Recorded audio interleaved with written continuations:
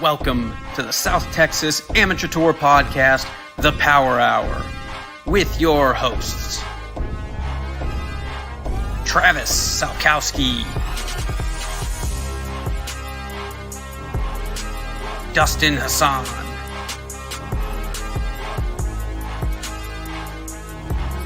Casey Graham, Jason Bird, and Michael Germanuelian.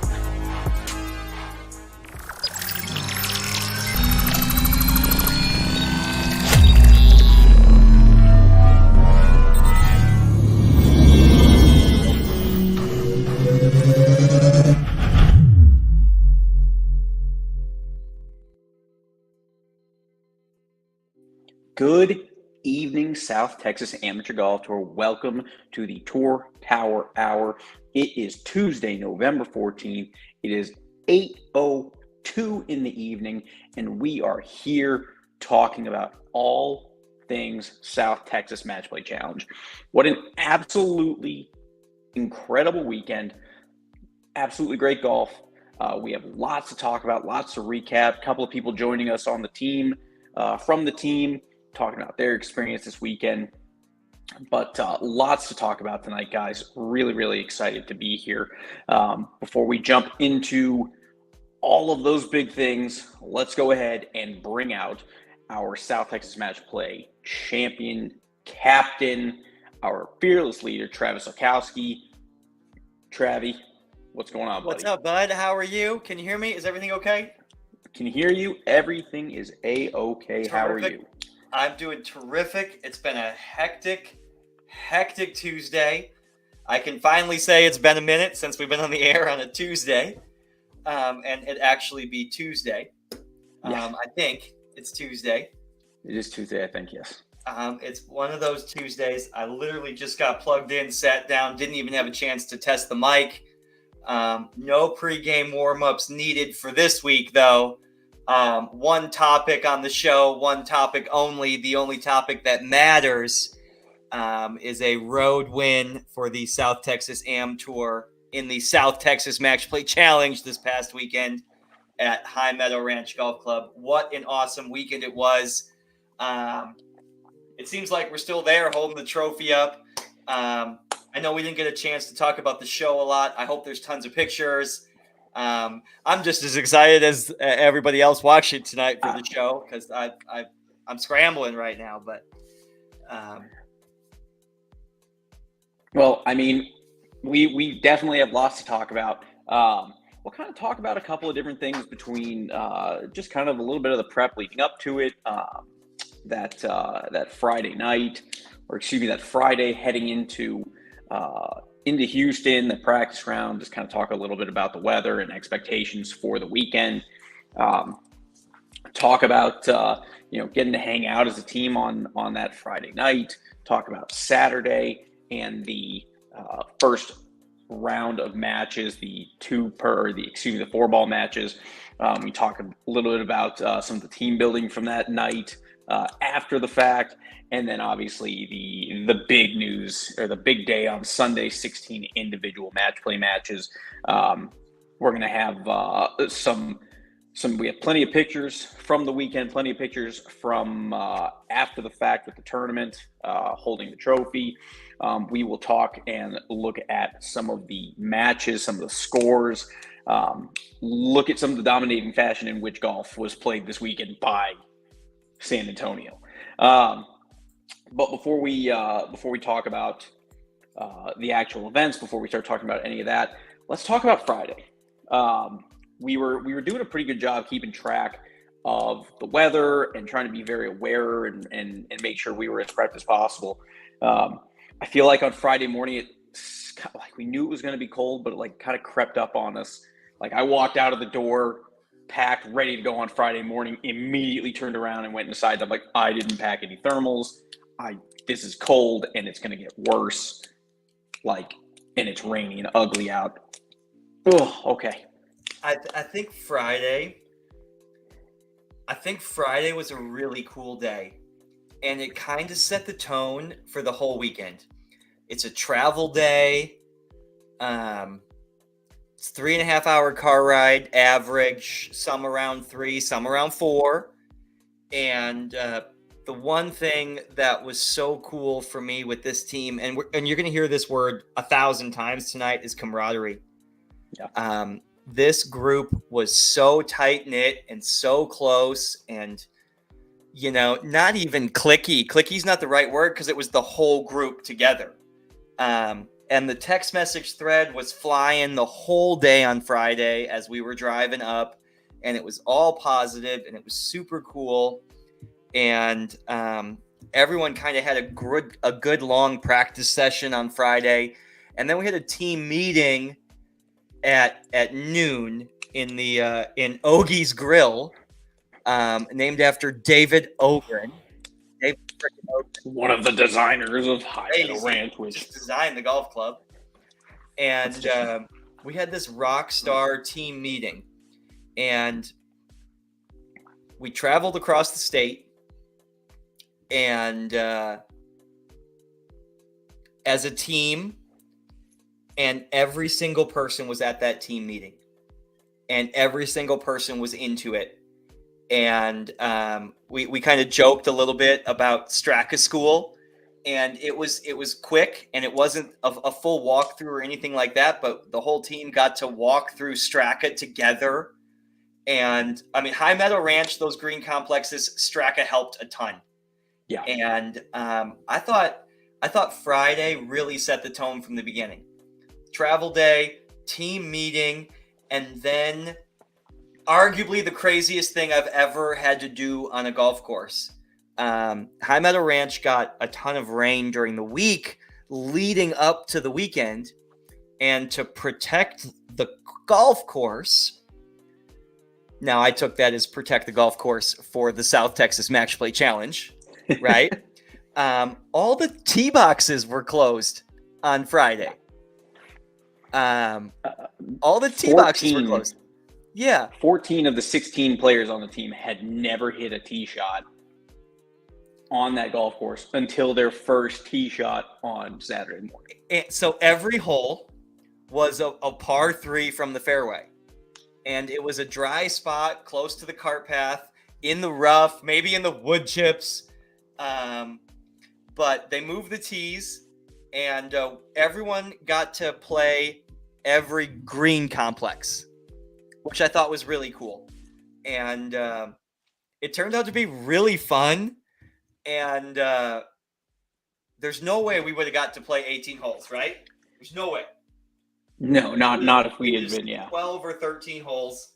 And yeah, you're right. We would have hit some tee shots, but everybody got to hit crisp iron shot after crisp iron shot. I ended up finalizing Golf Genius and getting everything ready from the golf course operation side. And I actually even got to go out and I jumped on with Dustin and Jonathan Harder and played 7 holes on the back end. I played with Jeremy and Trace. Yep. Dustin, and Jonathan. So it was nice to hit some shots. That's the first time I've ever got to do that with the team. A practice session and then playing some golf the day of. So that was really cool. And then kind of as an unofficial team activity, not on the official schedule of events, but kind of a South Texas Match Play Challenge tradition, is the team kind of hung out at main event for dinner and afterwards, kind of an unofficial team building session. And it was a shitload of fun. And 10 of us played laser tag. There's laser tag, intense air hockey, like breaking a sweat, like best of 7 air hockey tournaments. Yeah, it was quite a bit. Yeah. The kid, we had the family. We had some of the families there. Stephen Evans had his wife and the kids there, and so a couple Jonathan of us got to Harder's go. wife. Jonathan played Harder's wife laser was tag. there. Yeah, she did. She kicked some ass too. No shuffleboard, CJ. We didn't play shuffleboard. The night was kind of fixated on this really cool air hockey table. It was like concave. Yeah, it was like a half curved. pipe. Yeah, it was like a half pipe air hockey table. And Cool Greg and Bird and Morgan and Micah played tons of pool towards the end of the night. I don't know who else was down there. Stephen Evans was down there, and there was a bunch of people there. Mark Kacheski was down there, and Greg Graff. I know I said Greg Graff. Or was Greg Graff's comment? His was intense pool playing. So I don't think there was a crazy amount. I think it was Bird, Morgan, Micah, Greg, a couple others who stayed up a little bit later and played some pool while I don't know what everyone else did. I was passed out by 10 o'clock. Dustin and you were shooting some basketballs. We were shooting hoops. I tried, didn't do very good, and then tripped over somebody. I thought the guy was going to hit me, maybe. Most intense air hockey I've ever watched. It was pretty. We were loud, and I'd never seen an air hockey puck fly off the table as much as you and I have. I may or may not be a Ferris State air hockey, club champion. May or may not be. You could have fooled me. I know, but we're in main event for 5 minutes, and I skip a puck off of MD right into a little kid's face. We couldn't have been there 5 minutes. Yes. And the kid just kept on walking, like she's like unfazed. Just didn't care. Yes. We were sending them all over the place. It was intense. But all good things really leading up to Saturday morning. It was awesome. Friday was a really cool day. For how nasty the weather was and how wet the golf course was, it was a really cool team day. And one I wouldn't trade anything of at all. Yeah, no, absolutely. And it was just a really fun night. It was a good, we were all at the golf course by, 10 o'clock, 11 o'clock.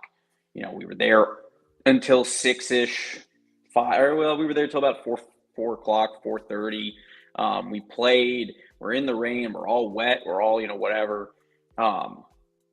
Going back to go. Hotel check-in was seamless. Easy. It was nice. The hotel was nice. They had plenty of space for us to kind of hang out into. We'll kind of get to that point. Yeah, they had a private room to hang out in. Plenty of parking for the big dualies that were there. Jolly Shackelford. Micah, Carroll. Yes, it was. And it you. Was easy in, easy out. Starbucks on the way to the golf course. Critical. Yeah, I had a lot of Starbucks that weekend. But it was a good Friday. I think it was a good way to kind of get loosened up and kind of get ready to jump into what Saturday and Sunday were going to be, which was just high intensity, engaged golf that was going to, that Saturday sets the tone so strongly for what Sunday's going to look like. And now the other thing is too, it's okay. Saturday matches. Did Travis and Bird put the right teams together? Were those decisions validated? Were those the right calls? How did all the matchups go? And I would say that this was a pretty successful planning session for you and Bird. It's certainly easy to sit back and have this conversation after a win. Now it is, yeah. Yeah. We wouldn't have had a show this week if we lost. We're gonna have to be coming up with some. There would have been two. This would have been the off week, right? Yeah, this is the off-week show. For sure. I mean, by now, y'all know me, right? It's very, very difficult for me to feel kind of helpless or out of control, right? It's, we've put together the team. We've done everything we could. We got Straka. We got here as fast as we could. We played whatever practice rounds we could. We did whatever team building we could. Here are the matches that we paired against. We did all this work, and now it's just like sit back and watch. Trust your golfers. And that's the hardest part for me, right? Is to sit back and watch it kind of unfold. And Houston started off hot on Saturday morning. A lot of red on the board to start, and then it kind of flip-flopped. And we could talk about each match. I think that would be really neat to talk about. Yeah. But CJ's question, compared to Wildcat, how was the difficulty of the course? And that's such a great question. We played Wildcat 3 times, 2 courses at Wildcat. So it was really difficult to learn quickly, right? Really difficult to learn quickly. And that just didn't feel like the case at High Meadow Ranch. Meadow Ranch, really wide areas off the tee box, really, really huge golf green complexes. And the course flows really well. Green to next tee box flows really well. The routing of the golf course, every hole turns. Almost, there's just that one short par 4 was pretty straight, right? But everything else moved. And I think it was, if we were just saying straight difficulty, I would think that they're probably comparable rating and slope-wise. I think they're very similar. But from a difficulty level of being on the team, I felt that High Meadow Ranch was way easier to learn and a way quicker course to fall in love with and play good golf at.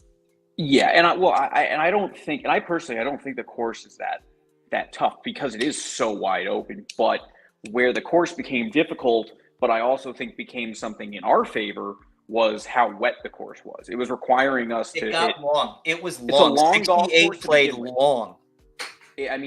68 play. I mean, it felt like it played significantly longer than when we played it a couple of weeks earlier, where you were seeing rollout and seeing that kind of stuff. It was one of those things where, you're flying it, and people's golf balls were embedding in the fairway off the tee shot. Like, some people were just kind of losing their ball in the middle of the fairway because it was so wet. Yes, second shots unplayable lies in bunkers. Yeah. The course played very long. But I'll look up the slope and the ratings quick just to put that even par. No pun intended, right? But man, I think that from a captain's perspective, from my point of view, I thought that it was much more difficult to play at Wildcat because it was 2 courses and twice as much to learn in such a short window. So I really like High Meadow Ranch. I got to hang out on Sunday, and we'll get to that in a little bit. I got to hang out with their PGA professional for a long time on Sunday. So that was really cool. He is also a Ferris State grad, a little older than I am. But we were close, 8 years apart. But got to hang out with him, spend a bunch of time with him. I really want to talk, before we get into the individual 4-ball matches, the green complexes compared to Wildcat were infinitely better. I mean, they were so much better. Big, challenging, several different hole locations. And even in the rain on Friday when I played, they were good. And by the time we were done on Sunday, they were pretty glassy. Yeah. And what a cool golf course product that is to be able to put out like that. They were good. Yeah. I mean, the course was in great condition. It was a good course to host. I think challenging, I think it was challenging enough. I think the weather gave it the edge it needed to be pretty tough. You add that wetness with the colder weather, a little bit of wind. The There's ball definitely didn't travel far in the mornings. no. I mean, you had to be very conscious of the club selections and those kinds of things. We were playing lift, clean, and place, but only in the mode areas, so pretty much just the fairways and in the fringe and that kind of stuff. No lift, clean, and place in the bunkers, no lift, clean, and place in the rough. So still playing that ball down in those areas. I mean, that's depending on your lie, was half a stroke. I mean, that easily caused trouble. So it was good to have the practice on Friday. It was somewhat encouraging, that morning to kind of wake up and say, okay, it looks like we're not going to see rain today. It's just going to be a little cool and overcast. Let's go. Heck We know what to expect. And it's really cool. I loved Saturday 4-ball matches starting at 11. I love that. There's this super serious yet casual vibe on Saturday morning. The tone gets much more serious, but it's not go quick like Friday was. It was super slow, super good. Team meeting that morning, team breakfast, live leaderboard on the 12 by 12 projector screen. So starting to really feel like the day has come. And I mean, why don't we flip the script here a little bit? MD, your perspective playing as a team member on Friday up until 10:59 on Saturday. I mean, for me, I thought, the practice round was good. I had already gotten a practice round in before. It wasn't as necessary for me to get some tee shots and that kind of stuff and figure out that stuff. I was pretty confident and happy with, my game plan going into it. It was fun to go get the practice round in with my guys, with Dustin Weldon, Jolly Shackelford, Willie Nichols. Let them see the course, let them hit shots.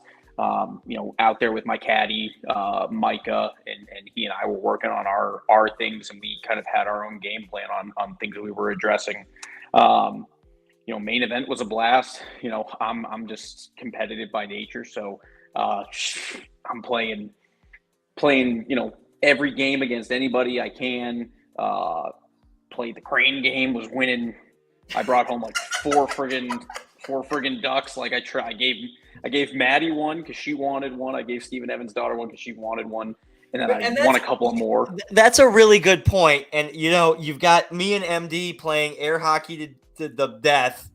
And you've got Greg and Morgan and Jason and Kacheski playing pool.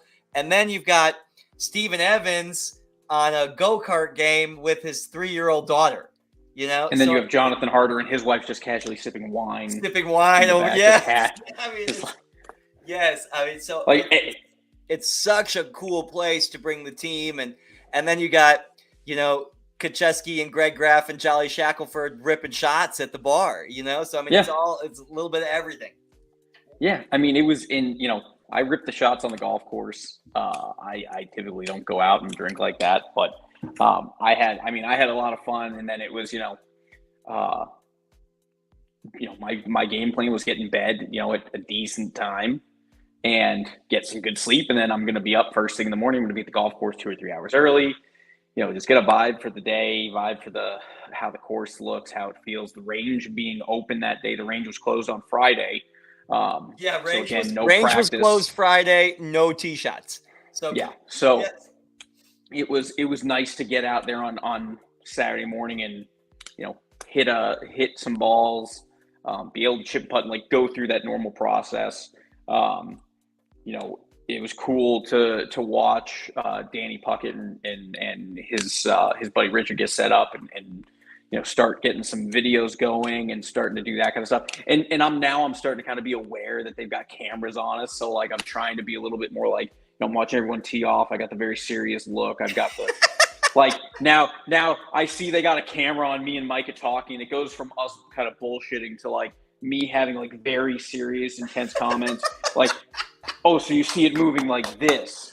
And I'm playing to the camera 100%. So that is what I was going to talk about next. That was going to be my next thing. Is it was so cool to experience Global Fairway Logistics and Danny Puckett, provided by Micah Carroll and Cairo Services. It was really cool to have them roll up, get set up a light board, set up an interviewing, backdrop. And listen, I am so excited for their product. They were in some really cool spots at some really cool times. And his presence made it next level. It made you next like level. Every Next time level. I saw the camera, I was like, I'm freaking making this, or I'm gonna hit. Like there are a couple of shots where like they had the camera right behind me, and I'm like, I'm about to rip. And I would hit the driver and I'd walk off. Like I just walk through the drive and I just bomb it. And it was great. There's a comment. There's a comment from Brad Gilbert that I think is really good there. We'll leave Greg Graffs out, but I think that comment right there sums up Danny Puckett. They were incredible. And his stuff is going to look, I don't know if you saw the teaser today on Facebook that Danny posted. Laz ripping 3-wood out of the woods. That was so cool, and the product is going to be great. But I do have our first guest, who I think we should ask the same question. What was that Friday to 11 o'clock before? Yeah, let's do it. And if we're going to talk about, we're going to talk about the 4-ball stuff, and we're going to talk about Danny Puckett. We're going to talk about, times to fucking get on camera and do something fucking cool. My partner, Dustin, the other Dustin Weldon, has some things to say. What's up, Dustin? Hey, guys. Welcome back. Hey, how are y'all? Good. How are you tonight? Good, buddy. I'm doing pretty good. Just finished up some dinner and just relaxing at the house. There you go. Dustin, played great all weekend. Talk to us about Friday, getting to the course, the whole vibe for Friday and how your day went and kind of how you were planning and prepping up until you got on the golf course and had to go finally kind of compete at that 11:24 tee time. Yeah, so Friday was, like Travis was saying, it was kind of a casual get up there. Thankfully, it wasn't like get there by 9 a.m. because that would have been kind of a pain in the butt for everybody. But get there by noon was fine. Get there kind of just casually, kind of hang out, get everything, go through track of school like we talked about, get a lay of the land, kind of see where the tee box. I thought number 1 tee box is by the putting green. Turns out that was number 7. That was number 7. So my Google Maps thing was probably way off then at that point. So but yeah, just figuring out. I think we talked about it during the practice round too. I didn't learn a ton as much as I thought I would, like from tee to fairway, but like around the green, like Travis was saying earlier, it was very helpful. And I think it paid off towards the Saturday and Sunday, just learning the green complex, learning where the breaks are, kind of find the high points and low points, putting to some of those pin locations you might think is going to be, like number 9 on Sunday was just stupid up on the top. So putting to that, right. Yeah, it's already long enough. Might as well put it on the fringe back there. 220-yard par 3 on a that was 500. The third. That was on the third or fourth tee box up though too. So yeah, I know it's 285. It's the only time in Straka I have ever seen a plus tee box. Like 0 was the tee box up, and it was a plus to the back one. If you didn't know any better without putting par there on the yardage book, there looked like there was about 80 or 100 yards of fairway before you got to the green. Yep. Yes. Oh, yeah. Man. It was long. That was a big hole. Yeah. That was a difficult hole. But yeah, then going through our process, kind of figure out, well, obviously picking your brain a lot since you went there for a practice round beforehand, seeing kind of talking through, hey, is this driver, is this fairway wood, is this hybrid kind of thing, and kind of picking your brain, Micah's brain as well. So that was really helpful. Yeah. And then, we go to main event, kind of hang out as a team, get to do that. Kick some butt at laser tag. Yeah, it was fun. Hell yeah. You were good. You did good. Yeah. Red that team and beat up on some 12-year-olds, so that was always fun, right? So beat up on some 12-year-olds. Trace got stuck on the general Trace was on the open play team. Yeah. That was hilarious. And they wouldn't let me have my birthday party there and give me the good gun. Bunch of jerks. Yeah. Couple points. If I would have had the double point gun, I still wouldn't have been number 1 on our team. I finished number 2 on the team. I was perfectly fine with that. And that didn't even count the people I hit with the gun and knocked out. So well, there's people that would run around, and there's people that would just post up and just snipe from the back. So yeah, no, I was full on assault. Like I'm running to the other side. I think we all agreed we were hoping that there would be a second level. Yeah, it was Correct. Definitely a small course. It was a small arena. It was like the size of like a someone's living room, probably felt like. Yes. It was Like, huge. I think it was not a little bigger than that, but you're right. Yeah, it was not very big. It was It was definitely not the biggest. It was, but still very fun. Oh yeah, still blast. It was. I still came out sweating. Yeah. Oh my god, a freaking workout. Yeah. But let's and as far as how to go, how did you feel on Saturday morning? Range is open, get to have a good breakfast. That was probably the best sightseeing when I pulled in the parking lot and seeing people actually already warming up on the range from open play or something. Like I was kind of sweating it. Obviously, like I haven't hit a driver since Thursday probably, and so not first tee shot. Luckily, it was just a hybrid, but still, it's like you want to hit something and get you loosened up to see what the ball flight's doing that day, whether it be a fade, draw. If you just don't have it at all, kind of figuring out what it is or where you're at. Like so. What do I have to deal with today, right? Exactly, yeah. And it was kind of nice. It was a little into the breeze, so you got to learn a lot about ball flight. It wasn't like you're just hitting balls 20 mile an hour downwind and just pumping to the back of the range. Just doesn't really learn much from back there. So yeah, learning that, and then learning the green speeds, and then watching the first couple groups go off, seeing what they're doing off the tee box. Really helped. On Saturday, when did you first see the camera?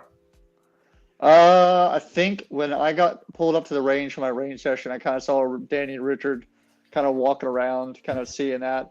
I didn't really change my routine too much. I was aware of kind of where they were at, kind of knowing, kind of seeing them at the peripheral or down the range, kind of coming down the range. But when did you first feel them on you?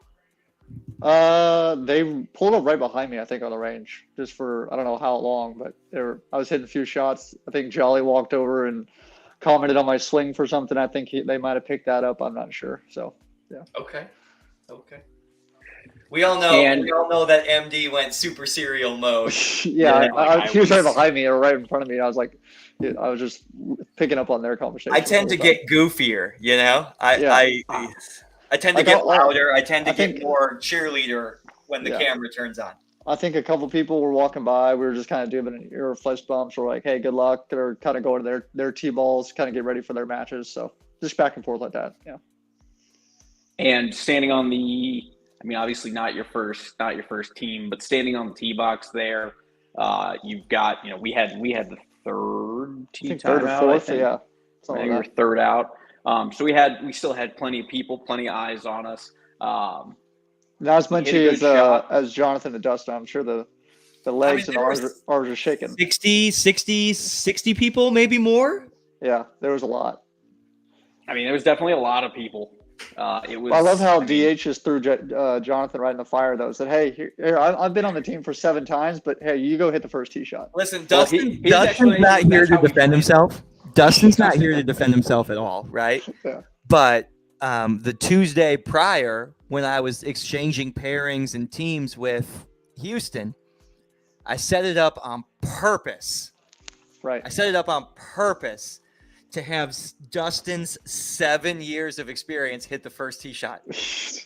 And 30 seconds before the tee shot, you're like, what the heck? He flips it. Yeah. He's like, announce Jonathan first, and I'm like, okay, whatever you want.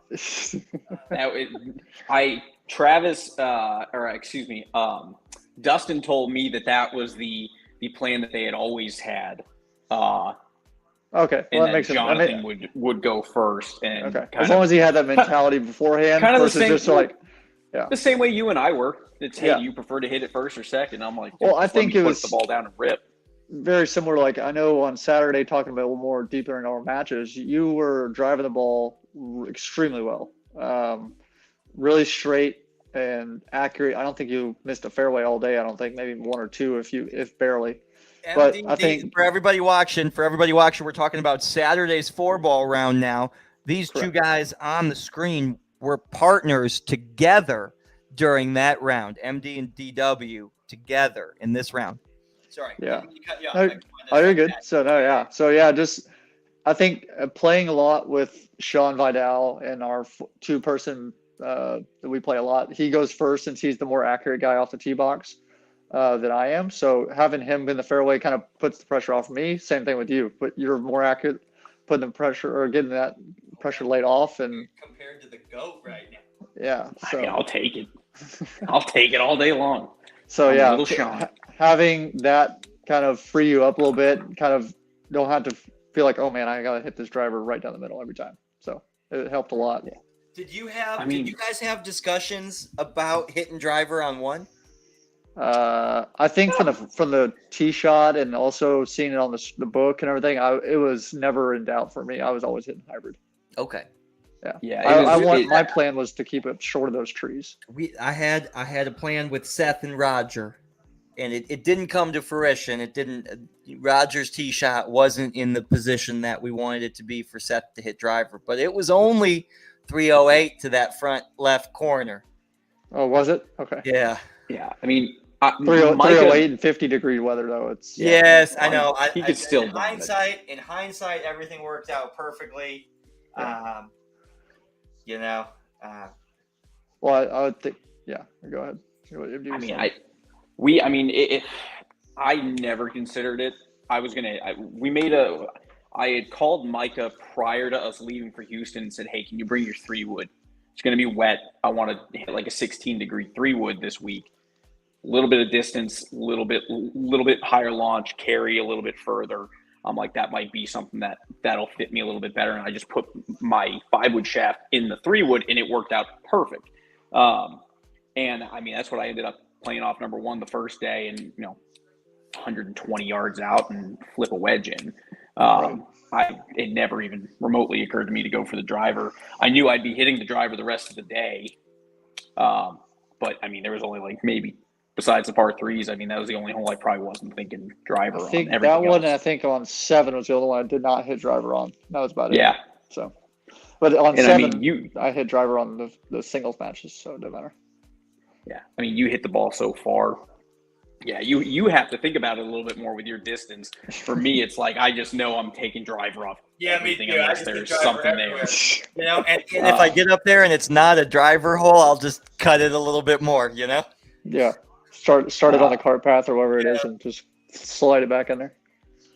And you and I had talked about it beforehand, and I think in our practice rounds it worked out that way, and I think it ended up working out that way pretty well for us on Saturday's match, which was not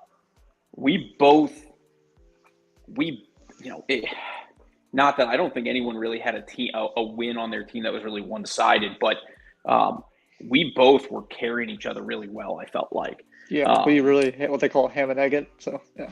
I mean, there wasn't, I don't know how many rounds. I'm going to pull it up here real quick. Let's just look at the 4-balls, the 4-ball events. There we go. This is the screen. There we go. This is really cool. And it didn't, there were a lot of ties to begin with. Then there was a lot of red on the board. Dustin Hassan and Jonathan Harder, somebody else who drove the ball really well this past weekend, Jonathan Harder, really, really in play a lot there for Dustin. Really, really good. They got up too early then gave one back, and then didn't give one back the rest of the way. He called me immediately on 14. On 14, and he's like, "Hey, first points on the board, bam, 6 and 4," and Nice. it was like, woo! Energy never went downhill from there. And to have the day end 4-4 had never happened before. That's pretty shocking. It never started. And Jolly, and we go ahead. Well, and I was going to say, I mean, three matches going to the 18th. Yes. Or is it only 2 matches going to the 18th? No, it's 3. It was ours and Mark and Morgan and then Stevens. Yep. Yeah. So only 3 out of the 8 going to. No, I'm sorry. Mark and Morgan ended on 17. Yeah. They ended on 17. So 2. So just 2. 2 of them ending up on 18. Steven and them obviously losing. You and I were 1 up. And, I was in the dark. Yeah, they kind of had the roughest piece of it trying to. Yeah, I mean, they were literally, it was pitch black almost. They're trying to finish. You and I were. Yeah. I'm just going to run right down the board, and I'll chime in bits and pieces that I saw, and you guys. You saw more of a helicopter view of everything. So yeah, you did a little bit less. But when you guys came off, you might have seen something completely different than me, right? Yeah, because I think by the time we got off, I mean, everyone else was basically off the course minus. Yeah, because by the time I got back to Mark and and Morgan's match, Roger and Seth were already done. And so I only got to see Mark and Morgan's and then Steven and Laz's. So I got to see I was the starter that day. So I started for the first hour, so I missed the first several holes. But I did see Jolly and Willie early. And Trav, before we jump into it, I do want to bring in our second guest to add some additional context. There's 2 guests. This stage is welcome better. The first time to the show. Welcome first time to South Texas Match Play. Welcome to first tee shot of the South Texas Match Oh my Play. God, Jonathan Harder's here. Harder. Holy cow. Hey guys. What's up? You know, I just want to say that every time I see Jonathan Harder now, he just gets cooler and cooler. Like, got the wine bottles in the yeah, bag. I mean, like, listen, I mean, this is like, oh my God, yeah. I mean, it's like Bruce talking to Bruce Wayne right now, like he's gonna jump into the bat cave or something. I mean, whew, Oh man. that's one heck of a bat cave. Jonathan, how are you, bud? I'm doing great, man. Just kind of sinking back into reality from kind of a crazy weekend. Monday sucked. You hit the first shot of the weekend, and you hit the last shot of the weekend. I was reflecting on that a little bit today. I was thinking about how exciting that was to hit the first tee shot. In all our practice rounds, me and Dustin had me go first off of every tee box, and that was my suggestion because I did not want to feel any pressure. Should he not have hit the fairway and been in a bad spot to hit the second shot and have to put one in place. So that was our plan all along. I kind of wanted a, easygoing, no pressure shot. And I do recall Travis coming up to Dustin and saying, "Hey, you're going to hit the first shot." And I said, "Hey, Dustin, it's okay. Hit the first shot on this one." He goes, "No, man, we're sticking with the plan." And my heart sank a little bit at that moment because I got real nervous. But then I thought, like, no, man, this is awesome. This is the opportunity I want. It's rare that you find something that like makes you that nervous and that excited. And I just kind of like embraced it and thought like, man, this is the time to shine. I was excited for it. Such a cool perspective that there is potentially more pressure on the second shot if the first shot doesn't go as well as planned. Such a cool perspective. Sure. Like Travis says, unteachable moments too. Yes, right. Oh man, yeah. There were more than a handful of them. Absolutely. That's well, awesome. let's pull this back up because the first group that we're going to comment on is Dustin Hassan and Jonathan Harder, so we can get a little bit of context from what Travis saw as well as what was going on from Jonathan's point of view. Now, I didn't see much of that first match. I saw it because it was already done by the time you were done starting. Yes, they were way up. I came up on them on the short par 4, and Jonathan bombed it down the middle. Dustin bombed it down the middle, and as they drove away, Dustin's like, "You don't have to worry about us," and really didn't have to. Got the phone call. Was expecting the phone call. Maybe not that soon, but it was a cool phone call to witness. MD, you made a really cool comment. Jonathan hit the first shot of the tournament and the last shot of the tournament. That is a freaking cool stat. It's such a, I mean, I honestly, I didn't even occur to me till we were just talking about him hitting the first shot. I'm like, I'm pretty sure we all watched him come in. Like, he was the last one to come in and finish his round on Sunday. I'm like, I think he got both honors, first and last. Yeah, that was pretty cool. It was the end of Saturday, the first round, and a lot of us went out to see Mark and Morgan and Laz and Steven come in. And I thought, man, this is awesome to have one of the last matches of the day, have members of both teams come out and get excited about what's going on and get invested in their match. And then I started thinking about it, and I was like, man, my match is pretty far down the list tomorrow. This could be me. Like, you better come to grips with that pretty quick, because in all likeliness, man, your match may go 17 or 18 holes. I was playing a guy where I was getting him 15 strokes, and I thought, like, this isn't going to be a quick one. And it quickly became apparent to me that, like, wow, the end of tomorrow, I could be in this spot. So get your brain right, because you're probably going to have some people watching you. Oh, so cool. It was awesome. Match number 2 was Jolly Shackelford and Willie Nichols versus George Harlow and John Zapko. Travis, can I add one more thing real quick? Yep. So, Jonathan, more nervous hitting that first tee shot or playing for a crowd since you're a musician? Oh, you mean like playing music for a crowd? Correct. No nerves there at all. Okay. That's, yeah. No. Like the simplest golf shot in front of one person, like 100 times more nerve-wracking than playing music for thousands, without a doubt. Okay. Yeah, just want to make sure. Sorry. Go ahead, Travis. Yeah, right on. I told you, Jonathan Harder just keeps getting cooler. Man. So cool. Jolly and Willie got up early. They were up one after one, and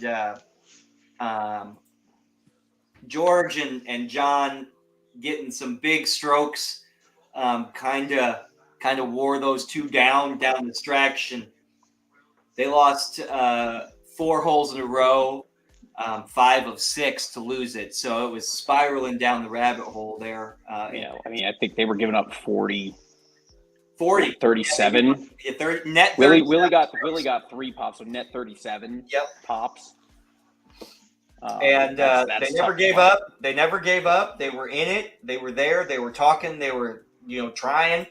And it was just one of those matches that didn't go our way. And same thing with the next one, BG and GG, Brad Gilbert and Greg Graff versus Jay Strickland and Robert Curran.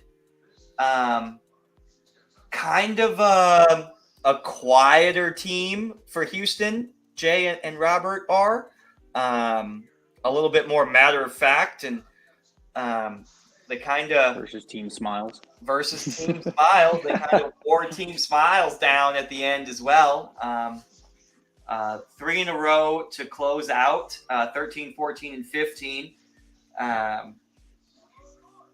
Par birdie, net birdie to close it out. So another point to Haga there. And then we come to you two gentlemen on the screen and have the first hole down early to a birdie on the second hole. Or actual birdie, not just net birdie. Yeah. And it's actually a net eagle, right? Yeah. Net eagle for Randy. Yeah.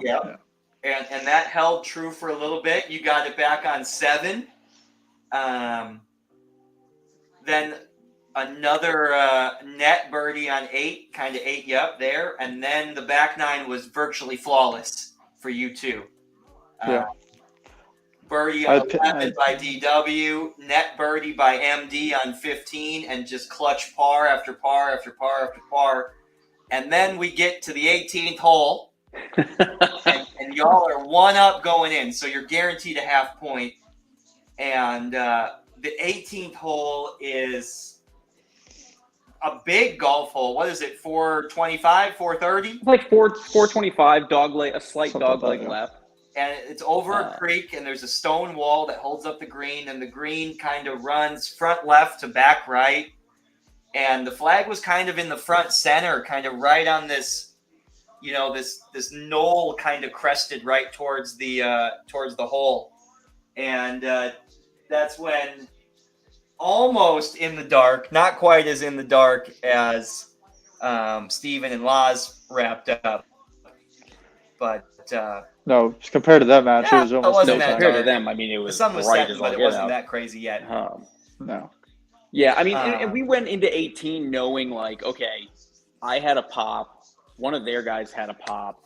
Like, we were very confident, at least in the have of things. Like, we felt like, I don't know, I felt pretty damn confident. Like, we're playing good, but we're going to go win this hole, or at the worst case, we're having it with my pop. Like, Well, I'm not worried about it. I think one of the biggest putts of the day was, honestly, it was MD, was yours on 14. So I had a 7 or 8 footer putt for birdie on 14, and it literally did a 360 and came right back to me. And they had another putt inside of my putt for a birdie as well. And then MD was like probably 4 or 5 feet for birdie, but a swinger left to right, it did it dead center. We have the hole, or maybe won the hole, I'm not sure. Have 14, and then MD won 15. Correct. And then I think I'll give you all the credit, Travis, on that one. On 16, my putt on 16, we triple checked and 5 checked and whatever it was. So it was that was a cool putt. Yeah. I mean, that was the best 2 putt I've ever seen, followed up shortly by one of just the best closing putts I've ever seen. I mean, listen, there was a lot of people there. A lot of people there. There was a lot of people there, and that roar, Dustin Welding. That was one of the moments that I've actually yelled myself, and I couldn't hear myself yell. Dustin on 18 was on the green, back left corner. The best part was, sorry, go ahead. No. I was going to say 40 feet, maybe? 35, 40 feet, something like that, yeah. Right. But MD had a chip on a similar line, not the exact line, but a very similar line. So I got to see the read of his chip going by the hole, kind of where it broke at. And then what the best part is one of the Haga guys, I think it was Mark, he actually had the exact same putt I did, about 1.5 feet inside my ball. So I had to go first. Yep. So seeing that, and it would give him the perfect read even if I didn't make it. This putt broke 10 feet. Yeah, it was at least if I was doing aim point, it was about a 5 or a 6. That's for sure. I'm so excited to see this video, and the roar that was let out was just awesome. I mean, it was like raw. It was awesome. I mean, it closed out that match. That was fun. It was really the coolest. That was probably my clutchest putt I've ever had in my life so far. So I mean, that was the coolest thing. I mean, I was sitting there the whole time thinking, like, okay, I'm making my putt coming back up. Like, Dustin got a long putt. Not that I don't think he'll make it. I'm like, but that being said, like, Jonathan, you were there on 18. What were your thoughts as that putt was tracking down the slope there? Oh, it's jacked. It looked good for a long time. I think Dustin thought it looked good for a long time. I think he started walking it in, like maybe 10 feet away. I hope he walked it in on the video. Oh my goodness! I mean, I hope they were there to film it. I didn't know if they did or not. So I think they were. Yeah. I think I was in the air when it dropped in the cup. I was jacked up. It was awesome. I know Jeremy, I think he just commented too. And I'm curious to see what it looks like in the documentary, because I remember myself like putting my arm in the air and fist pumping and yelling, but after that I kind of blacked out for about 30 seconds. I don't remember what went on. So. Oh my goodness. And the funniest part was like the Hagen guys didn't know what to react to. They were still like, do we putt? Like, do we not putt? Is the match over? Kind of like that. And we were like, I don't know. Like, it was just awkward. It's like, guys, Yeah. it's done. You don't need Yeah, to finish. Like, yeah, exactly. So It was a really cool moment, and kind of really marked the halfway point, right? Right. Seth and Roger were up on the scoreboard at the time. They weren't done yet, I don't think. And it kind of marked the, hey, it's 2-2 right now moment. And you're right. It was probably 45 minutes before sunset, right? yeah, it was a pretty good ways. Yeah. Yeah, we had some time. So. there was enough of the Haga team there to watch that they felt pretty demoralized. Yeah, it's 2-2. It's 2-2. There's a lot of golf to play, and it was MD was right. It just felt like we were too much, right? At that moment, it was like, and it was like, and I'll say, it was like in Mighty Ducks 2 when the Mighty Ducks played Iceland the first time. You know, I thought that putt was so perfect for Dustin to finish, because Dustin and I probably could have finished that match earlier, but both guys we were playing against kept dropping 25 footers. It's awesome for bogey or for par yeah. on their pop hole, and we're and now I'm standing over a 10 footer to grind out just to have the hole. Yeah, and it was a grind the whole day. For sure. So for Dustin to, for us to not see any big putts, any big long putts drop, and for it to happen on the 18th like that, and just in that fashion, it was one of my highlights of the weekend, was watching that putt drop. Yeah. And then moving down that leaderboard, match number 5, Jeremy Harmio and Trace Davis kind of ran into a buzzsaw of Nathan Overstreet and Dale Fuhr. They were down 6 after 7, and it was hamming and egging it from Nathan and Dale on Team Haga, and it was just, they have the first hole, and then Haga rattled off 6 in a row, and Jeremy birdied 8. Yeah, 9's the par 3, right?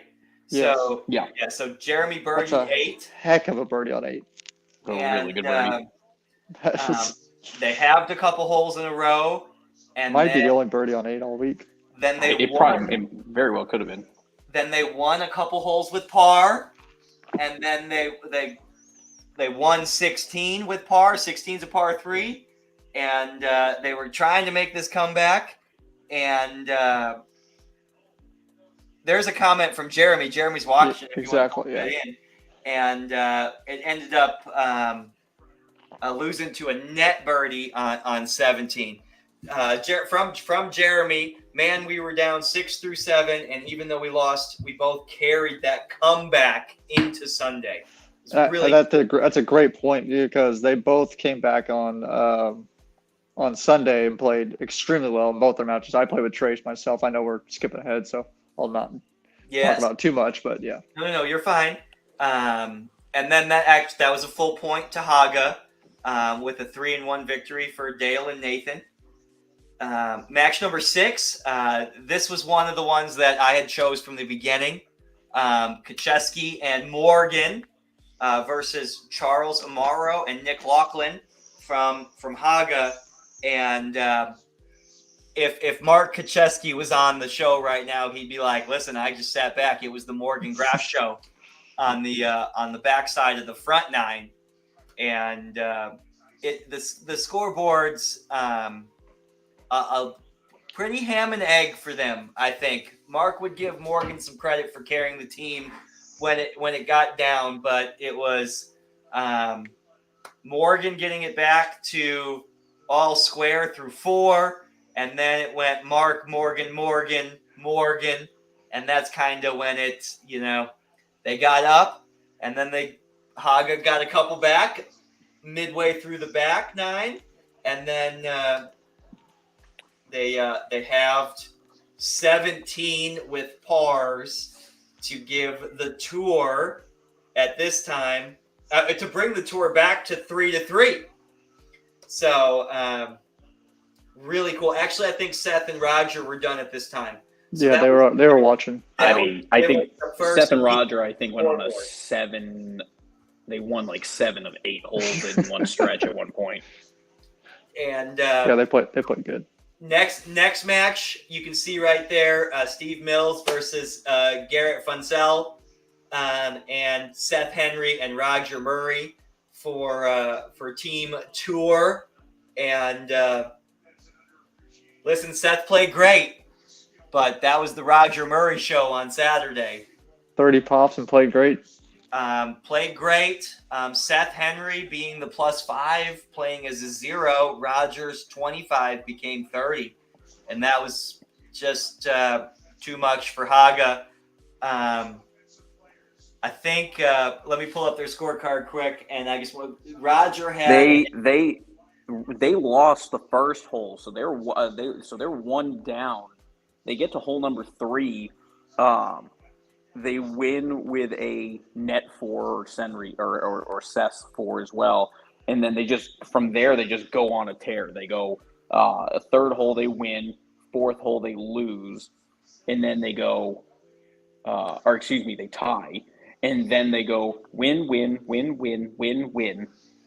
a net hole in one. With a net hole in one. That was so cool. on the longest par 3 we played all the year. Yeah, I mean, check this out. Net birdie Roger, par win Seth, birdie win Seth, net birdie win Roger, net eagle win Roger, par win Seth. I mean, that's just perfect. Just a gauntlet. Yeah. Just a gauntlet. What a great word to describe that. They end up winning 6 and 4, and a 6 and 4 victory. A 6 and 4 victory just sets the tone. You can see that wry smile on Seth's face. Shoulders relaxed, kind of like almost. It's like a sly laugh. It's not like a giggle. Did you expect anything different, kind of thing? Yeah, exactly. Yeah, exactly. And then the anchor match of the day, ended up finishing in the dark, pretty close to dark. It was late. I know it got intense down the stretch, which what more can you ask for? Hold on 1 second. 1, 2, 3, 4, 5, 6, 7, 8, 9, 10. 10 times it flipped back and forth. I mean, Jesus. Jeez. It's a roller coaster of emotions right there, too. Yeah. I mean, that's... I'm sorry. That's not accurate. That's not accurate. There were 10 or 11 different holes won, but it flipped 5 times, and it flipped 3 times on the back 9. Wow. Yeah, I mean, it either way, that is so intense, so cool down the stretch, and at the end there, everybody's watching. There's 40 people on the 18th green, and it went down tied. Steven and Laz won hole number 17 to bring that match back to all square. And which was that was the little teaser we saw today. Was that shot? Yeah. Oh, yeah. Awesome. That was the shot of the trees for Laz, the second shot on that match. And on the 18th hole, tough hole, Chris St. Veen for Haga made a great 4, and that was enough for a full point, which ended the day at 4-4. Never happened before. This is the 10th year. Never ended 4-4 before. Really cool. Dustin taps me on the shoulder after Steven's max finishes, and he went 4-4. Handicap formula is working, buddy.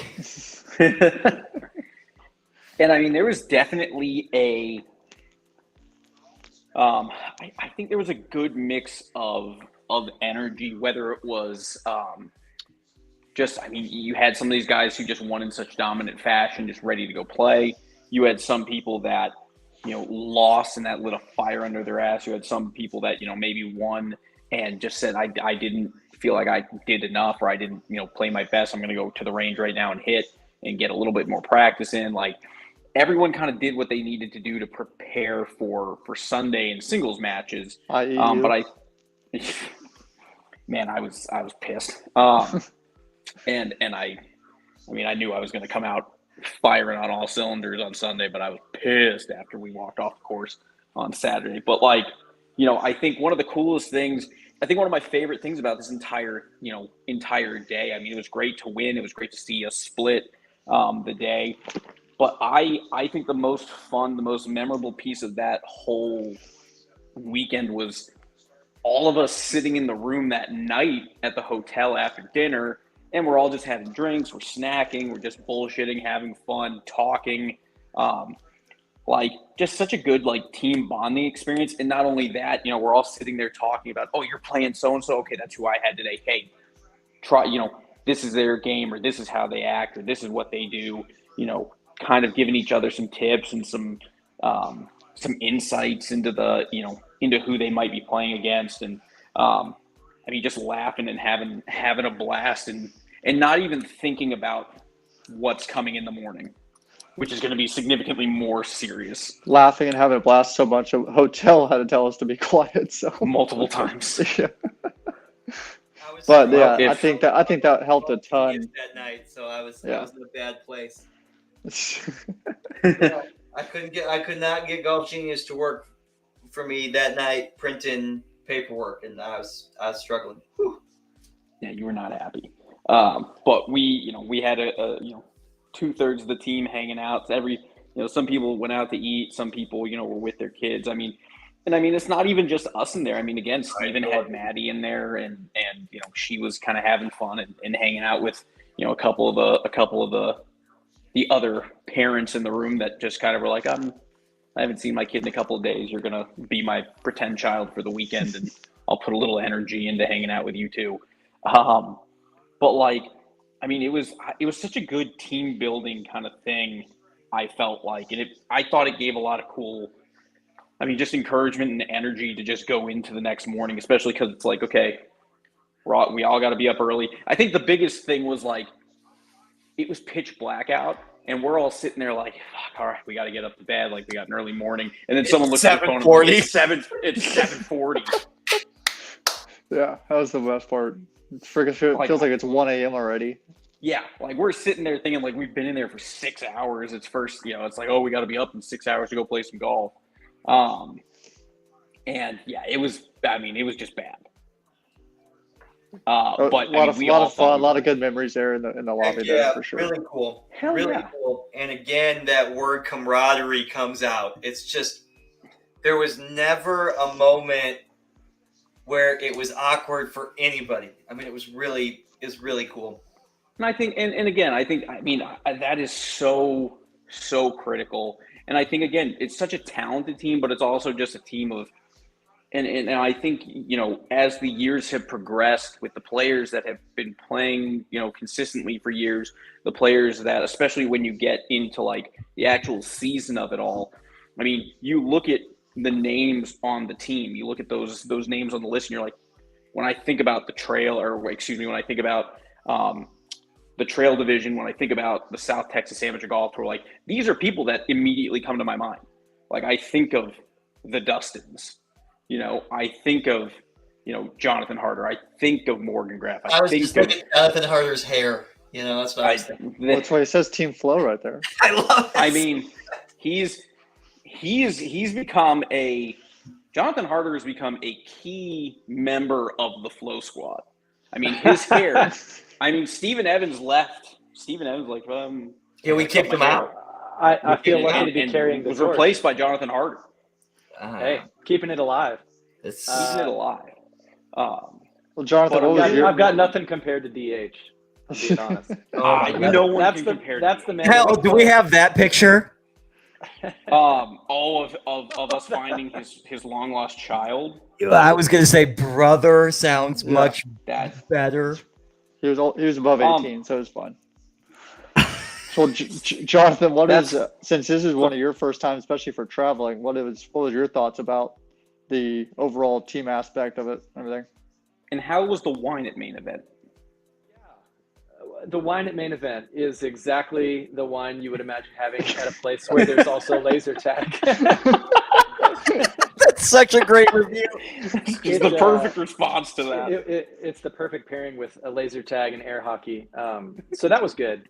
I was super fortunate that Travis and Bird paired me with Dustin Hassan because he's a grizzled, seasoned veteran, and you know, in the few practice rounds and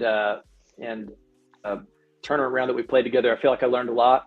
He was really great at letting me do my thing when he knew I should do my own thing, and then super ready to jump in with advice when it came to strategy and what we were gonna, you know, ask the other team to do or let them do or not let them do. You know, he was great at directing who was going to hit a shot first or who was going to putt first and show the other teammate the line. So his wisdom when it comes to match play was awesome, and super nice guy too. Don't let that fool you. I mean, no one's going to be more supportive on a golf course. Total killer on the course. I mean, he'd be like, you know, happy and smiling and jolly with me, and then in the same breath he'd be like, hey man, we are going to murder this team. You know what I mean? Like metaphorically, he kept saying, and I was like, man, this guy is just, he's not ever going to let up, which was awesome. I mean, so strong. His match play record just in the San Pedro tournaments speaks for itself. So the guy knows how to play a match. And I thought about a lot of the stuff he was doing in our you know, duo match when it came to Sunday, and it was time for me to play on my own. So let's talk about Sunday matches, because Sunday was, I mean, I think we were all ready to go into Sunday. I think we were all prepared to go into Sunday. I don't think we were prepared for as dominating a performance as we saw from San Antonio. I don't think we expected it to be. I mean, we kind of knew, okay, it was not a wash necessarily from Saturday, but I mean, now it really is all Sunday. Don't put the picture up there just yet. It's there were 4 golfers at 0 or better. I mean, Steven Evans is the slouch of that group at 0. You know, it's Seth at +5, and then DW, the other Dustin, at +2, and then Jaramillo at +2, and Steven at 0. When you travel with zeros and pluses, they got to bring it, right? And the next 8, 9 players are single digits, right? And they're low single digits, 2s, 4s, 6s, right? It's not like it's 8, 9s. I think GG and Laz at index of 7 were, you know, 3rd and 4th highest handicaps on the team, with Morgan and Roger rounding that out respectively, you know? So it was statistically the strongest team on paper that we've ever brought, giving one of the largest net stroke allowances we've ever seen as well. And the final outcome is 15-9. So it sounds like it's a big win, and there were times on Sunday when it was closer, but it was a dominating fashion from early on. You know, we're counting numbers, and then it gets more and more fun as more and more shots, more and more scores turn blue, and then it's like, okay, I'm going to go over here and write a group text message congratulating everybody, you know, halfway through the day. And then it turns into, okay, we're taking bets to whose match is going to be the 12th and a half point. And really cool experience. And you hit it right on the head, dominating, devastating, just overwhelming San Antonio, just overwhelming tour. I mean, just so cool. And now you're going to put this up, and it's just going to be, and we can walk down them one by one and stop me. 2 matches, match 1 and 2 played together on the course as a foursome, 3 and 4, 4 and 5, 5 and 6, and so on and so on.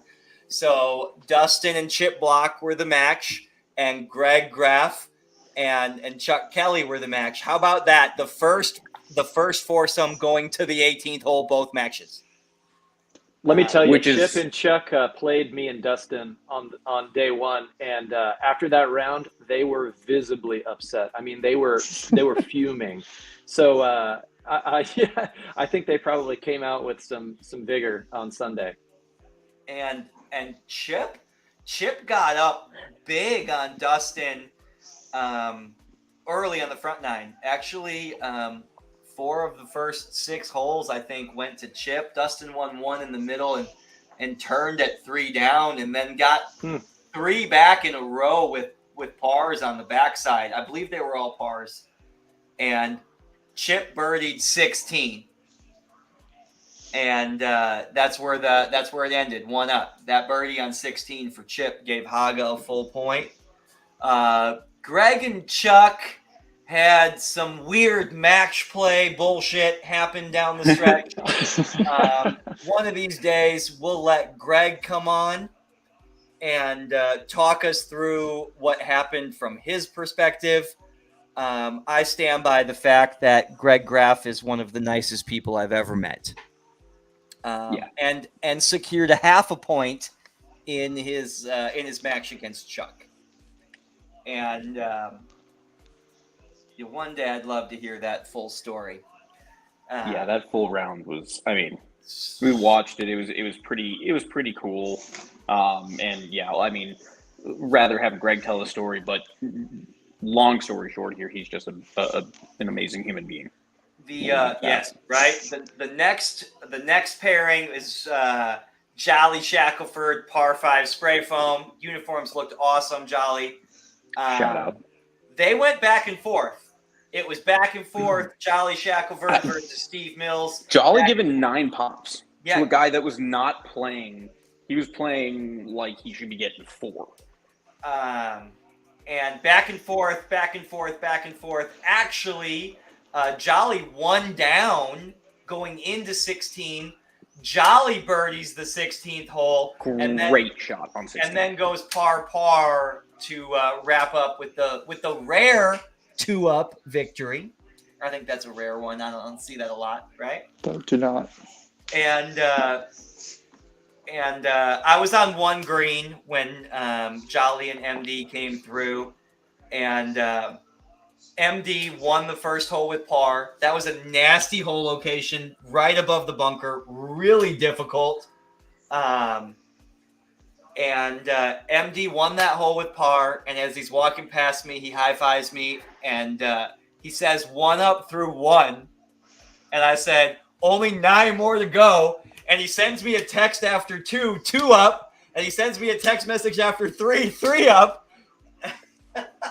So it was just dominating MD on Sunday. MD, walk us through that a little bit without talking for an hour. My guy made some errors, and I took full advantage. He hit some really good shots to put pressure on me. But I had a good partner in Micah on the bag, and I mean we were just standing over putts and making putts on him that was just pissing him off every time. And his partner made a comment to him that I think threw him off too, which was that guy hasn't missed a fairway in like 2 days. Well, you didn't, so it's okay. I did. I hit every fairway on Sunday too. You missed, I think, 1 or 2 fairways on Saturday, and I think you said everyone on Sunday. Yeah, I got everyone. MD's point was the first point on Sunday. It broke the 4-4 tie, and Team Tour never looked back. Really cool win. First point on Sunday. It means you got to watch a lot of golf. I watched a lot of golf. I had a lot of fun. I hung out trying to stay with Jolly because I had Golf Genius, and so I wanted to make sure I stayed with him. But I was just, I'd get to the green, so I could watch Dustin and watch Dustin and Greg go play, then watch you know, Jolly come in and finish and kind of cheer him on. And as soon as they were off the course, I pretty much plugged myself on 18 and just watching the rest of the rounds come in, talking to some of the Houston guys, talking to some of the wives, and just kind of trying to stay busy, but at the same time, just enjoy the really good rounds that were coming in. And that's when MD kind of turned back into ambassador mode, and he started making the Facebook posts and started making the screenshots, and it's a fun perspective. You know, your match is done. You've secured your point. You secured your 2 points, right? And now it's kind of sit back and let's soak it in and have some fun. You sent me the text like, hey, can you get a post up? And I immediately, at this point, I think, Dustin came off the course. And I immediately look at Dustin. I'm like, well, I'm back to work. I'm officially an ambassador again. And then the tour split the next pairing, which was Dustin Weldon and Dale Fuhr, and Trace Davis and Nathan Overstreet. Trace with a big win, 5-3, and Dustin ran into a Dale Fuhr buzzsaw on the front nine. Got down early, and it was too much got down 4 early, and it was just too much to kind of come back from. Given 12 to a solid 10 handicap, you know. Yeah. Closer to maybe about a 7 or 8, but yeah. But then I didn't capitalize on a few of the holes in the early part of the match that I could have. Just didn't make enough putts to start off with. He 4-putted the first green though, so I thought, I was like, man, this might be a good match. And then he just kind of put it on there. From there, didn't make enough putts coming down the end, and that's what it comes down to be. So, and then it was actually kind of interesting because Trace actually won big late. But at the beginning of the match, it was back and forth, and there were some very, very tense moments between the two. And even me and Dale were kind of sitting because obviously it's their own match. They can kind of dictate their own stuff. But we were kind of commenting, and it was pretty intense that words back and forth, caddies talking back and forth, etc. So it was pretty interesting to watch. I just kind of stayed in my own lane and let them do their own thing. Trace's dad was caddying for him. I mean, it's... Yes. I'd love to get Clint and Trace on in the future too. I'd love to hear a little bit more about that, because that is brand new information to me. Trace. I mean, I played Trace in the practice round in match play at Northern, and I can tell you the guy. It's not, it's nothing cheating or nothing dirty or anything like that, but he wants to play a game with you in match play. Yeah, he knows exactly what he's doing. And if you're gonna want to swing hard on this one. If you nibble on the bait, he's gonna get you. Yeah, I love it. It was fun. It was fun to watch. So. And then the next pairing, Jay Strickland versus Mark Kaczewski, and Robert Curran versus Willie Nichols. Another pairing that was split, and I think it's just kind of walking up the leaderboard at the time. 6-5, 7-5, 7-6, and then the scoreboard kind of turned blue. There was a time when Roger was winning too, and that whole bottom half of the scoreboard was blue, and it was starting to count holes and holes left, and what does Haga have to do, and it just became too much down the stretch. And Laz and Steven both won early. Morgan took her match to the 18th hole and beat George Harlow. George actually conceded, kind of that creek kind of got the better of him down there on 18. Yep.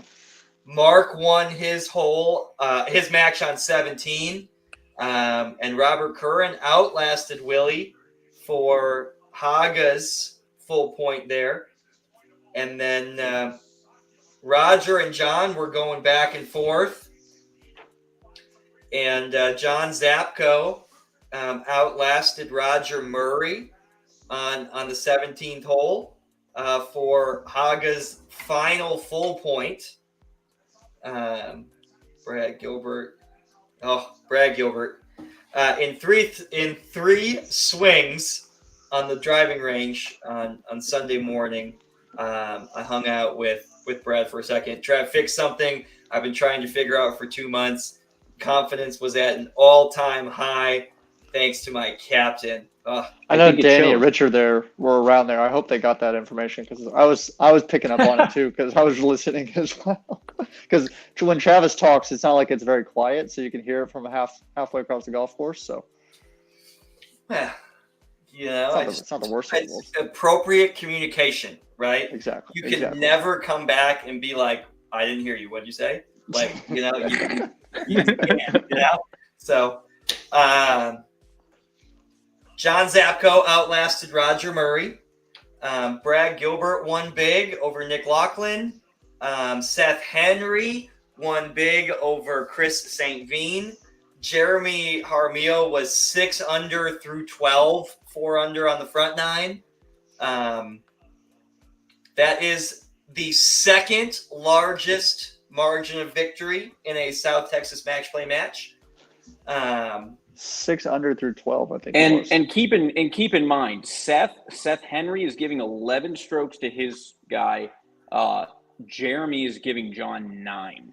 We didn't talk about any. We didn't talk about any of that. Yeah, you're right. So when you think about, not only was it a dominating win, it was a dominating win on a round of golf where 2/3 of their round, if half to 2/3 of their round, they were getting pops against them.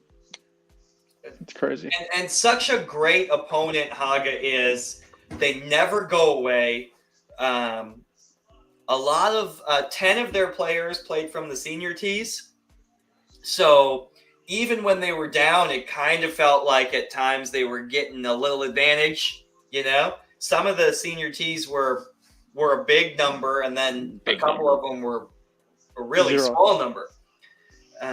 So Haga is such a good opponent. They never go quietly into the night. And, props to them. Ron Hill and Randy McKay put together a great team, and they never went away.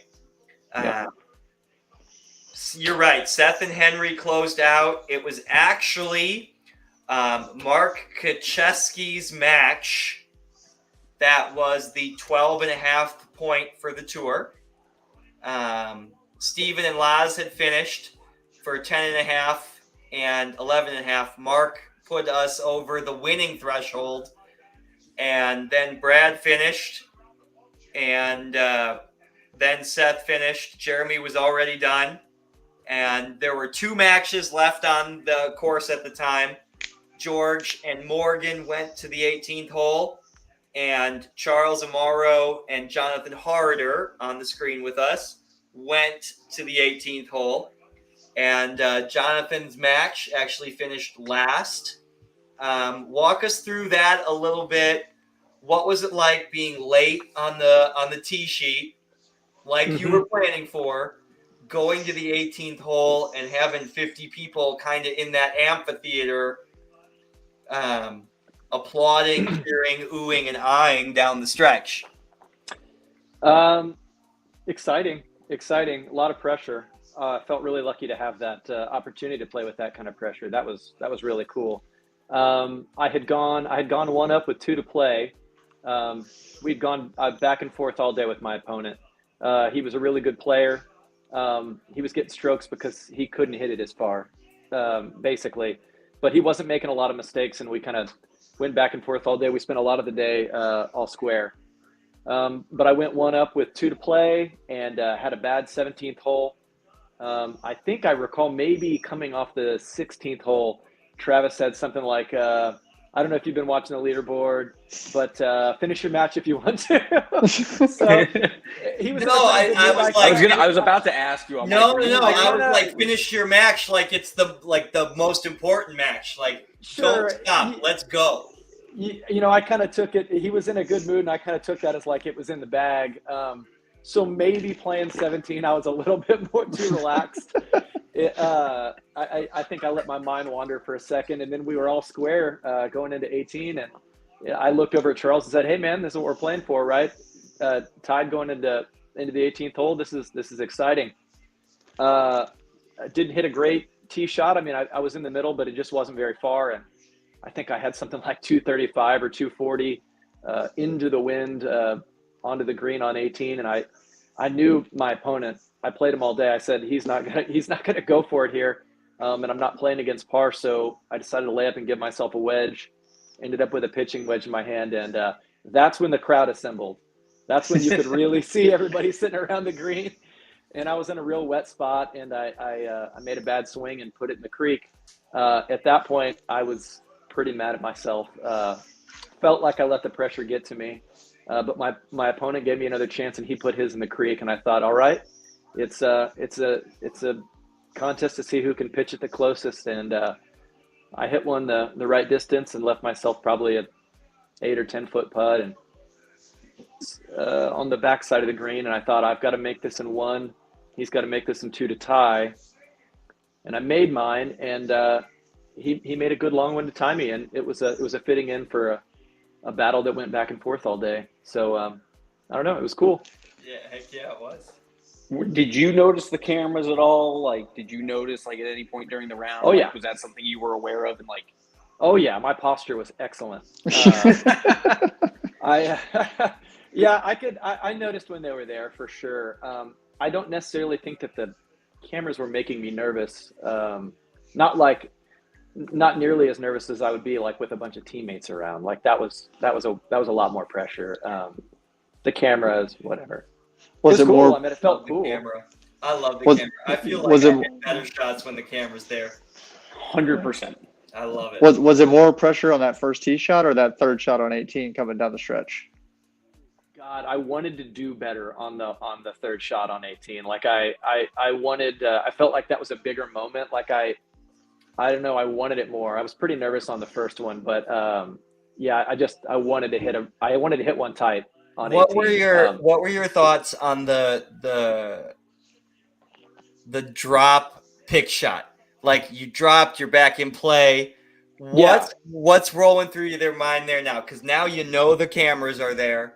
Now you know that the carts are driving past and forth, and everybody's assembled and coming off of in the creek, double in the creek, right? Yeah. His partner's in the creek too. Yes, right. I'm in the creek, partner's in the creek, and I think I just kind of took a deep breath and said that, hey, you're getting a second opportunity to show your stuff, and you're getting a second opportunity to kind of seize the moment. That last shot was your chance to put one close and get yourself a win. But look, your opponent gave you another shot. Now's the time. Let's hit the shot you wanted to hit back there. Let's put it close. Let's put the pressure on. Super positive, super encouraging. That's awesome. Was it helpful having your wife there on the bag for that situation versus somebody else? Unbelievably, yeah.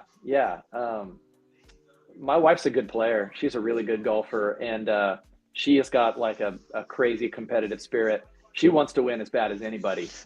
I think that helps. For real. But I think maybe not having the club in your hands, you're one step removed, and I think it's a little easier to stay level-headed. And I think she was quick to see me kind of slip into a little bit of frustration at times, and had a really great way of kind of like pulling me back into it and helping me calm down. Even if she did remind me on the way home that I missed two close ones that could have put us up early. Nothing like a good caddy to bring back to earth, right? Yeah. Let's break down your performance eval right now. I was saying something about a putt on number 1. I was like, I had a 3-footer I could have made to go up 1 early. And she was like, oh yeah, that one and on number 2. And I was like, oh yeah, you're right. Thanks. It was, and I think we do owe a shout out to the wives. There they are. The wives who came through this weekend. Came to support their man, support the rest of the crew, as Maddie would call it, and shout out to them, whether they were on the bag or walking in the cool breeze to watch and play and have a good time. How about that baby picture? Greg Graff comment. I think everyone made this their own personal screensaver. Like, it was just so freaking cute. I think that's a new Christmas card with his wife there, the one that they have of him and his wife in there both. Yeah. I'm almost certain that's going to be the 2023 Christmas card. The grill at High Meadow Ranch sold out of popsicles. Oh my As a God. Maddie. If you go on Stephen Evans' Facebook page, go zoom in on Maddie's face. She demolished Ninja Turtle was it a Ninja Turtle popsicle, I think, or something like that. But good God. It was hilarious. But Steven's 5-month-old, you can't see it but completely because it's clear, but she is in the trophy itself. And I mean, just such a cool picture. I mean, that was such a cool picture. I want to show some other pictures here. So this is our freshman on the team this year. So you have Jonathan Harder there, you have Roger Murray, you have Brad, you have Seth, Laz, you have Jolly, and you have Mark there. Those are your freshman players, first-time players on the team. You have our two-timers here. Morgan Graff going back-to-back, Willie going back-to-back, Trace back-to-back. MD gets a star and a half because I captained last year, played this year. 2 stars. It's 2 stars. That's fine. It's not just fine. That's what it is. It's 2 stars. And then Jeremy only makes road teams. You know? Yeah, Jeremy doesn't want to play in town. Yeah. It's more fun the road. Your solo three-peater. I do like the uniforms too, Greg Graff. They were my favorite uniforms. I love the way the pants fit. I love the way here's day one fit. The starfishes. I loved it. Starfishes with Jay Bird and I rocked turtlenecks pants the whole weekend. That was great. Did we get it? I don't have any pictures. I wish I had focused on taking pictures of you on Friday in that polo or in that turtleneck. He looked like we were coming up with all sorts of ideas for what your job was based on what you were wearing, but absolutely fantastic. This is day one team uniforms. This is day two. Black pants with a white shirt with anchors. We're pretty fashionable this year. I loved them. They're my favorite uniforms ever. I love the sublimation. I hate embroidery right now. It's my new golf pet peeve is I hate embroidery. I love sublimation. I thought the outfits, the uniforms fit great. I love the shirts. I love the way the pants fit. What was that? I'm sorry. Or Steven, I'm sorry. Yes, I got the turtlenecks fit amazingly. Sabrina and I got turtlenecks for the ambassadors, so the ambassadors all got turtlenecks, and I love them. They're so comfy. I'm definitely in a turtleneck phase right now, for sure. It's a weird phase. Shout out to Jessica. Thank you for watching the program. Thank you for the very nice compliments and for hanging out with us. We've got some other pictures. I want to go back to just kind of highlighting. So let's keep walking up. 4 Dustin stars. Weldon, Stephen Evans, 4 stars. Pretty cool. That's 4 in a row for Stephen. That's and 2015 at River Ridge for Dustin. Yeah, 3 out of 4 years were on the road. 18 at Cedar. No, before that I was a Wildcat. 17 at Wildcat, 18 at Cedar. Or 19 at Cedar, maybe. I don't know. Yeah, 18 at Cedar. Even years at home. Okay, yeah. And then, of course, this year on the road. Man, travel teams. Man, I'll live it. So you jump from 4 stars to this guy. They don't do any like him out there. 7 stars by himself. Part of Team Flow. There he is. Team Perm Flow. That's natural. Those curls that bounce. Natural. And Jeremy, I love the way the uniforms fit you. That's the way all the kids are wearing it. Way up the ankle. It was fantastic. I did want to show this picture. This was all the ambassadors that were there this year. we had a good mix of player and captain ambassador there. You had Micah Carroll, who technically double bagged on Saturday for me and Dustin, helping us out, and then solo on my bag on Sunday. Stephen Evans as a player. You had Dustin Hassan playing. You had Greg Graff playing, and then of course you got your captain and vice captain in Travi and Jay Bird. I love this photo because it looks like Stephen Evans is wearing like a priest uniform. I feel like I look jacked in that photo.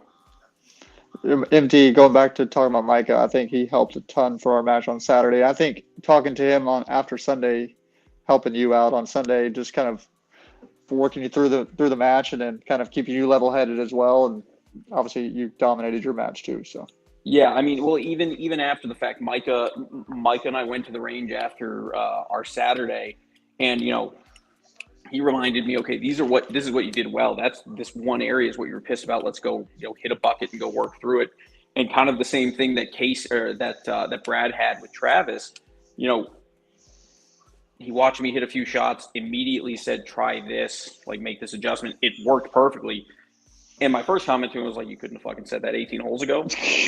Like, I didn't want you to make the adjustment in the round. He's been a good caddy, not telling you in the middle. Yeah.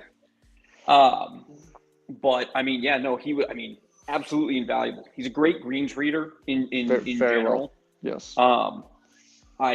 He didn't really have to deal with me on the shorter putts, the 3 and 4 footers. I like those putts, but on those longer putts, those 10 footers, those 15 footers and beyond, him reading those and having and it really did make a difference having that conversation and just kind of getting that feedback. And then obviously like having him there on Sunday, just the two of us. Our team putting was so good all weekend. Yeah. It was so good. I was a little worried on Friday the greens being so wet on our practice round that I didn't think it was going to give us that much of a help or a teach, I guess, because it was going to be so much different on middle of the day, Saturday, after all the dew's gone or mowed off or something like that. And they're going to be able to put the mowers on the actual greens. But it was nice actually getting to see a few putts drop and kind of go from there. I mean, I think the practice round was extremely helpful. Obviously it would have been nice to hit some tee shots and gain some insight. But we all knew, we're going to hit more shots into the greens and we're going to hit more chips and putts than anything this weekend. Like let's take advantage of that at practice. Yeah. And I think that did pay dividends. And I think again, we'll say it again, the camaraderie. I think we're so good. Every year is a little bit different. You have some of those guys who make the team pretty consistently every year. Haga, this is kind of the first year where they've had a really healthy mix of new versus old. They've historically, managed to keep that team pretty consistent. So it was a little bit of, half their team's new, kind of building that relationship and that kind of team vibe versus like, our group being able to come in and just immediately find those commonalities and just build those relationships so quickly. It was really, really cool to see. Yeah, Greg's comment there is really, really helpful. Yeah. Practice round was great since we all spent more time around the greens by necessity. I found those rounds both in San Antonio and on the road extra valuable. I mean, it was actually one of my favorite things to get to play with champ flighters like Jolly and Jeremy and Dustin. Regular life on tour, whatever, you play within your flight, and the opportunity to see how everybody else plays was like unbelievable. And that opportunity isn't taken lightly. It's amazing to get to play with plus handicaps and see the way they do it and see what you can learn from them. So like huge value there. And I think you end up playing up to them too, or at least, you're sure. trying to get it's, I've played with, you look at Roger Murray playing with Seth. I mean, Roger was just so into it, but watching what Seth is doing and how Seth is approaching the round and getting Seth's insights as a partnership, was able to help elevate him in watching that good golf. And it's the same thing. I mean, Travis will tell you. Travis plays up to other golfers. I play up to other golfers. It's you get to play with those people that you don't always play with. It really does help change that perspective for you. It makes you a better golfer. Except when Seth bombing it 100 past you against that. No, that's. I mean, you learned that is one of those too. Yeah, right. You learned something about how much you suck. Yeah. It's brutal. I mean, I had never been. That was the first thing I kind of like said to myself. I always know, like, if I'm hitting the ball well, because I know how far away I am from Dustin and Jeremy and Seth. Like, oh, I'm not near. I'm a little bit closer than usual. I hit that one really well. So the last time I played against Seth, I was like, okay, I'm going to use this as an opportunity to not try to hit it further because you're playing with Seth. Well, in that case, you could almost play knowing that you're going to be hitting the second shot first. Put more pressure on that point. And then that didn't work, and then it turned into, let's just spiral down the rabbit hole. Yes, playing Seth, partnering with Seth would be like the biggest adrenaline boost ever, right? Yeah. I mean, but being on the other side of that, just over and over, just demoralizing. Well, I think we spoke earlier about the length of our team in general, not just the Champ Flight guys, but everybody in general. They hit a long ways off the tee box for, let's say, 8 to 12 handicap guys. So, Laz is stupid long. Laz hits it far. Greg hits it really far. Good. And Greg moves it. Yeah, how wet that golf course was. Our length Nichols helped hits a it ton. far. Yeah. I mean, Morgan bombs it, really. Right. Quite honestly. Yeah. I mean, I think we kind of all already knew we were long, but I think at the time, I don't think we knew kind of going into the weekend until it got super wet that we're like, shit, this is going to be like critical that we're. Well, the one hole that really eye-opened for me was that short par 4, number 14, where they had both of our tee boxes at the same spot because the real boxes were overseeded and closed. Yep. And so me and MD had flip wedges in from 50 to 60 yards. They had 3-wood or hybrid. Yeah, they were like They were at 115, 120 or something like that. No, they were further than that. They were like 160. Oh yeah, that's right. Yeah, they were further back. Yeah. But yeah, that's where I saw the difference. Like, wow, it's a pretty big difference for us. But then you watch those same guys rip a 3-wood to like 10 feet, and you're like, damn. On that same hole 14, I think one of the captains of the Haga team had pulled up to the tee box when I hit my shot, and he just goes, "Oh." Like, I think he wasn't used to seeing anybody hit it over there, He just kind of like, you saw him react, and then the other guys hit, and it was like, yeah, that's a little different. Yeah, that's awesome.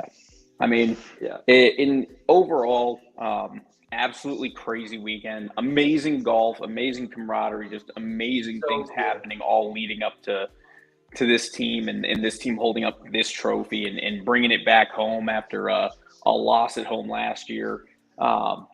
I think this was, golly,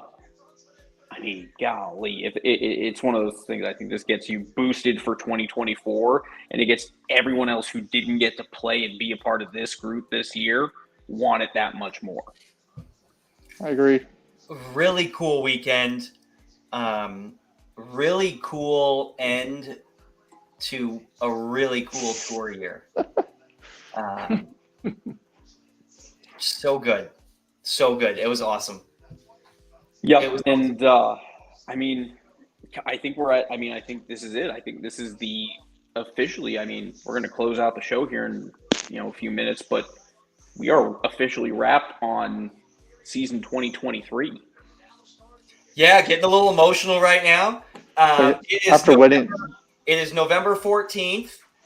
We're recapping the 2023 South Texas Match Play Challenge and a victorious. It is the 80th official podcast. 80th official podcast. I mean, that's amazing. We're putting the end on an rock star 2023 season. MD, we're taking off next week. We are. No podcast next week. No pod next week. Everyone enjoy Thanksgiving. Everyone have a good time with family. Be safe and travel. But we will be back shortly after that. We will be back shortly after that. The next time we're on the air, we are launching the 2024 tour schedule. So Nice. Next podcast will come with, maybe some Monster Day registration. I mean, that sounds cool to say, doesn't it? Woo! I think winning the tournament, coming home, you want to start the season right away because you play good, you win. Yeah, you're on a high. Yes. Yeah. Unless you're like Steven Evans and it's now my golf shoes go into hibernation, now come running shoes and running stroller. No thanks. As I always say to Steven, that sounds cool for you, bud. I was out of breath playing laser tag. No thanks. Yes. Yeah. I mean, I'm going to take off the rest of the month maybe from golf, knowing I'll be back into my psychotic mode come December. But, I mean, I couldn't imagine taking off anytime that Steven does. Steven's so good that he can take that time off, come back, and he's still good. Like, I go to sleep every night afraid that I'm going to lose what I found. So, I mean, it's like riding a bike. I'm taking a quick direct flight over to Las Vegas for the Thanksgiving weekend, so I'm gonna get some golf in, and I'll see 3 of my favorite courses: Cascada, Wolf Creek, and Coyote Springs. So, got a nice little trifecta. Need an extra seat on PJ? Yeah, come on out. Let's go. But Jonathan Harder, other Dustin Weldon, quite possibly my new favorite Dustin of the two. Ooh, that's a big high praise. It's high praise. Well, I mean that's my partner right there. He's shown up consistently to our shows over Dustin at this point. Whoa! Oh my! Whoa! I'm not. You just don't have the hair. Not yet. I shit now. We have to be able to find a wig that's close to that, right? I can let it grow over the winter and try to get the team flow. So. Oh my God! Well, Jonathan and I will have to vote on if you can be part of the team flow. Yeah, there's a card you have to register. Maybe like in 3 years, it's about how far I can take it. Yeah. I never would happen. Never would. Yeah. I'd get tired of it. No, it's awesome. Listen, when you start losing it up top. Got to take it back here. Yeah. We don't have to talk about that, but talk about that. Guys, thank you so much for getting on with us tonight, talking about the experience, talking about the weekend. Appreciate you guys both being a part of the tour, for playing so much this year, for hanging out with us so much this year, getting to know you guys and watch your games continue to get better. And congratulations on your great play in 2023, and we will see you guys bright and early in 2024. Perfect. Thanks for having us. Yeah. Thanks, guys. Thank you for being here, guys. Have a good night. Weekend. There you go. Best ever. Yep. Appreciate it, guys. All right, Woo! Everybody. What a cool show. What a cool show. I was talking with MD beforehand, and it was a long day. It's been a long week. It was a long weekend. Awesome weekend. And we were talking about it. Let's recap it. Let's not leave anything out there. And all of a sudden you look up and 2 hours have gone by. Yeah. We're like, yeah, we should be able to turn that in 45 minutes. A good recap, 45 minutes. We only went like an hour and 10 over. And you know what? It's fucking worth it. Heck yeah, it was. Every second was worth it. Best year on tour yet. Largest year on tour yet. So excited for what 2024 is going to bring. This team set a new bar. This team set a new bar with practice, ethic, with camaraderie, with give a shit. Really, really inspiring to me. Just really reminds me deep in my soul of why we do this. And this past weekend was truly that for me. So it was the most special weekend of my tour career, and really, really special and an honor to be part of this team. Well, I don't really want to have or add anything more to that, because that's about as good as it can be to finish on. So awesome. I will simply say thank you, Travis, for all that you do for us and for putting on another amazing season that made a lot of people have something special in their lives, and that is all you, bud. Thank you so much. Thank you, everybody. Thank you, everybody watching. Thank you, everybody who played in the tour event in 2023. I hope from the very bottom of my heart that 2024 is your year. Every point matters, baby. We will see you guys in a couple of weeks. Have a good Thanksgiving, and we will see you 2 weeks where we will kick off and start talking 2024 on tour, baby. Let's go. Everyone have a good night. We will see you guys later. See you in a couple of weeks. Happy Thanksgiving. Travel safe, y'all. Hit it.